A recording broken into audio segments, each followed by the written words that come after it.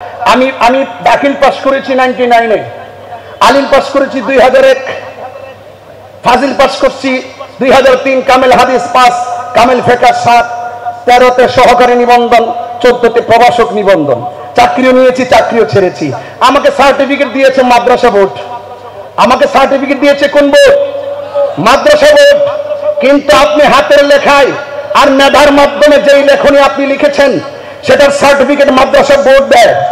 আর আপনার ভিতরে কি আছে, আপনার চারিত্রিক যেই সার্টিফিকেট, এগুলো দেওয়ার শুরু শেষ চিন্তা করে দেওয়ার ক্ষমতা পৃথিবীর কেউ নাই।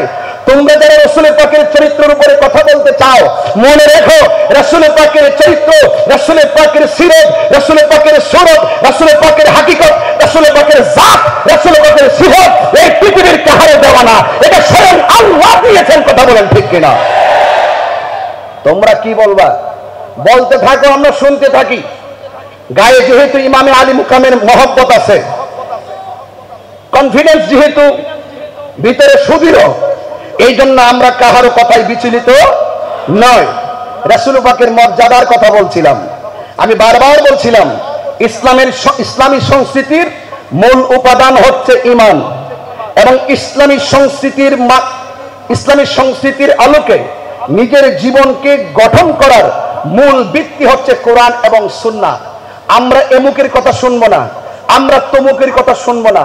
আমরা যখন দেখবো আমাদের আকাবের, আমাদের পীর, আমাদের উস্তাদগণ কোরআন সুন্নাহর পক্ষে কথা বলেছে, কোরআন সুন্নাহর ভিত্তিতে কথা বলেছে, আপনাদের কি মানতে কোনো অসুবিধা আছে? আরো বড় করে মানতে কোনো অসুবিধা আছে? এই জন্য আমি বলছিলাম আল্লাহর হাবিবের শানের কথা। আল্লাহর হাবিবের মাঝে আমাদের জন্য রয়েছে উত্তম আদর্শ।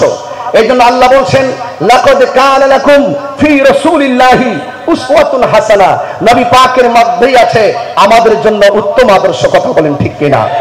তো আমরা ফলো করব আমাদের নবীকে। আল্লাহ বলছেন যদি তোমরা আমাকে পেতে চাও আমার বন্ধু নবীকে অনুসরণ করো, আমার বন্ধু নবীকে আতাত করো। আমার বন্ধু নবীকে যদি ভালোবাসবে আমি আল্লাহ তোমাদেরকে ভালোবাসবো। আমি আল্লাহ শুধু তোমাদেরকে ভালোবাসবো না, আমি আল্লাহ রাব্বুল আলামিন তোমাদেরকে ভালোবেসে তোমাদের জীবনের গুনাহগুলো মাফ করে দিব।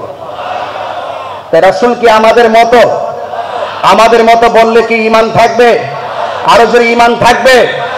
আপনার কথার দ্বারা, আপনার থুতুর দ্বারা কি কূপের পানি সুস্বাদু হবে? আপনার থুতুর দ্বারা কি, কুলির পানির দ্বারা কি কূপের পানি মজাদার হবে, বরকত হবে? রাসূল পাক এমন রাসূল যার থুতু মুবারকের দ্বারা কূপের তিক্ত পানি সুমিষ্ট হয়ে গেছে। সুবহানাল্লাহ।